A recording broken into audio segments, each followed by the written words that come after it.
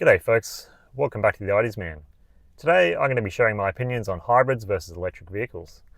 Now this is actually take 2 of this video. I actually tried to shoot it last week to coincide with an article I published on my website, but I just wasn't happy with the results, so I ended up scrapping that, deleting those files and just saying stuff it. Publish the article and see what happens and come back to the video. And in hindsight that ended up being a really good decision because I got some great feedback on the article. Most of it was positive, as you'd expect. People saying, don't buy a hybrid, go for an EV. But I did also hear from some hybrid owners and people who support hybrids, and that was a really good thing because it caused me to stop and pause and reflect and sort of think, what's the actual message that I want to get out to people? And that message boils down to, if you can't afford to buy an EV or there's just not one around that suits your needs at the moment, don't fall for that marketing hype about there being the best of both worlds.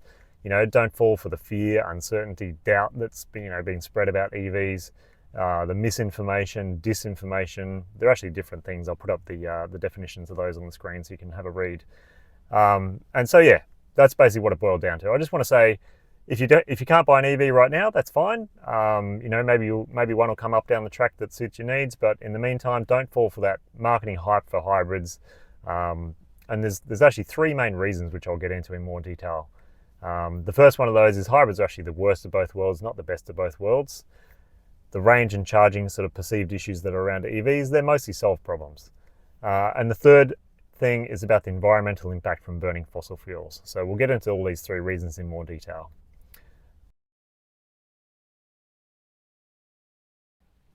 The first reason why I say don't buy a hybrid is because they're actually the worst of both worlds, and not the best of both worlds, as some of that marketing hype and greenwashing crap will have you believe. In terms of the amount of driving you do, it's funny because the more driving you do, the more you're going to save with an EV versus a hybrid. Hybrids are actually, there's more and more research coming out now that they use 3-4 times as much fuel as the manufacturers promise.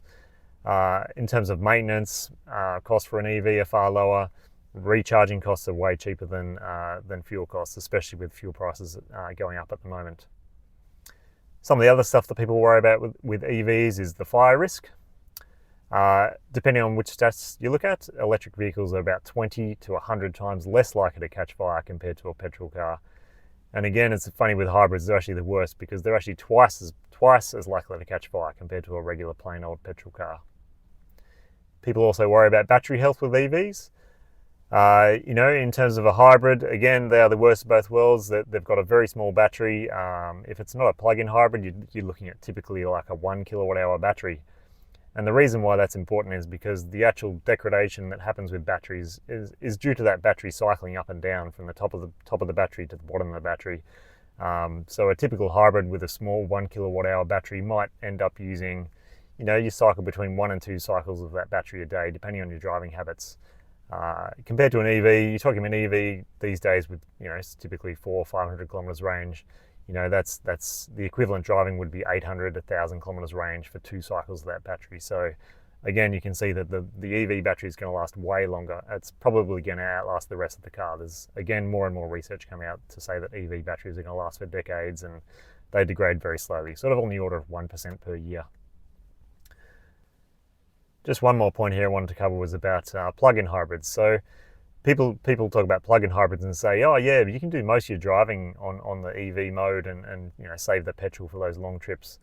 Like I said before, the more you drive, the more you save. So that's a bit of a fallacy in terms of cost.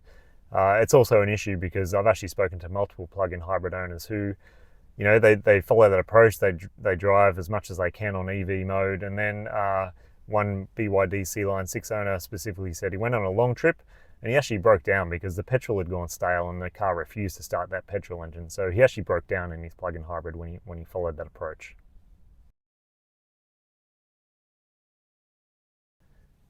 Moving on to reason number 2, the perceived range and charging issues that have been surrounding EVs for a while are mostly solved in my opinion and my experience, as I'll share through my own stories and facts and figures here. In terms of home charging, I'm lucky enough to have off-street parking. It's super simple. I get home, plug in the car, just plug it in every day, charging off excess solar, so it's essentially costing me nothing as well. I've spoken to several EV owners who are happy to drive around and don't have off-street parking. They can do public charging. it is also getting easier for apartment owners as well. There's at least 4 companies I know of now that will actually take care of that whole negotiating with the strata process and can get these smart plugs installed, roughly about $1,000 per parking space in an apartment. I'll put links to all this stuff in the description below as well if you want to follow up on any of this. In terms of highway charging, you've got some crazy tech coming out these days. You got BYD has got their 1,500 kilowatt flash charging. That will charge an EV from 10 to 97% in 9 minutes. CATL's also got some technology that will do 10 to 90% in 6.5 minutes. Now that stuff is crazy fast. We don't have that in Australia yet. Our fastest chargers are around 400, 450 kilowatts, but we'll get that stuff, that 1,500 kilowatt charging soon. You know, BYD or the luxury brand Denza is bringing out the Z9 GT in Australia very soon, if not here already. And that car supports that flash charging technology, and that will actually trickle down to the more affordable BYDs and stuff as well. In terms of range, again, people worry about range with EVs, but there's some really good cars coming out, and there's actually a car, the Tesla Model 3 long-range rear-wheel drive. This one I'm currently sitting in is a standard rear-wheel drive, but I borrowed the long-range rear-wheel drive for a test once, picked it up in Alexandria, where Tesla Sydney is, charged him up to 100%, drove all the way to Canberra, had some lunch, drove all the way back home, got home with 12% left. My house is in Sydney, sorry. So that round trip was about 580 kilometres. And as I said, I still got home with 12% left. I could have gone just over 600 kilometres, I calculated. So yeah, that was at highway speeds too, 110 kilometres per hour. Now, you don't necessarily need that crazy long range or that crazy fast charging I was talking about. I've got an old Model 3 long range. Real world range these days on that car is about 350 kilometres. I've taken that up and back from Sydney to Queensland, Sydney down to Melbourne a couple of times, actually all the way down to Tasmania, done a road trip with the family there for a few weeks. In my 7 years of EV ownership and about 3 years testing and reviewing different EVs, I've only actually had sort of 2 negative experiences to really talk about on road trips. The first of those was when I was driving to Melbourne once in my old Model 3, and it was Boxing Day 2023. It was a really, really hot day. It was about 40 degrees. And I hit the Wodonga Supercharger at about lunchtime, and there was actually a queue of about 7 Teslas waiting there. Now, I had to wait about 30, 40 minutes, I think, from memory to plug in. The issue was also made worse back then because there was only 6 Tesla chargers at Wodonga there, and they were the old Tesla V2 chargers, which meant that when they're all being used, they dropped from 130 down to 65 kilowatts. So the charging took longer as well. Now that particular issue has been solved. Tesla's got a 12 stall station in Albury, just across the river there. There's also other brands that have got chargers, either further north and south that you could plug into as well. The other issue I had was once I borrowed a BYD Seal to review, and I was driving that down to from Sydney down to Melbourne and back up for All Energy conference. And on the way down, it was fine.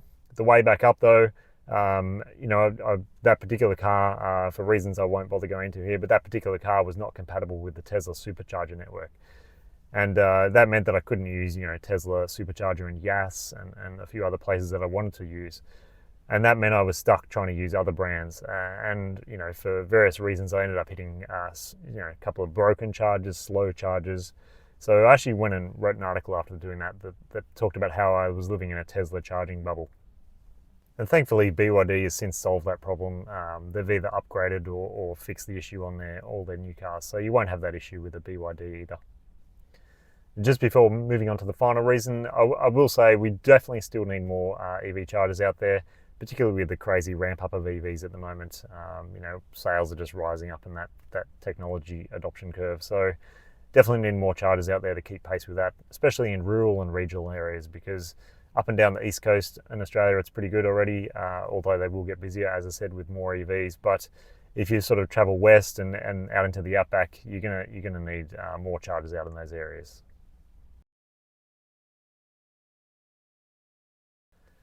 The third and final reason why I say don't buy a hybrid is because of the environmental impact from burning fossil fuels. No matter what type of hybrid you have, it's going to burn fossil fuels at some point in its lifetime.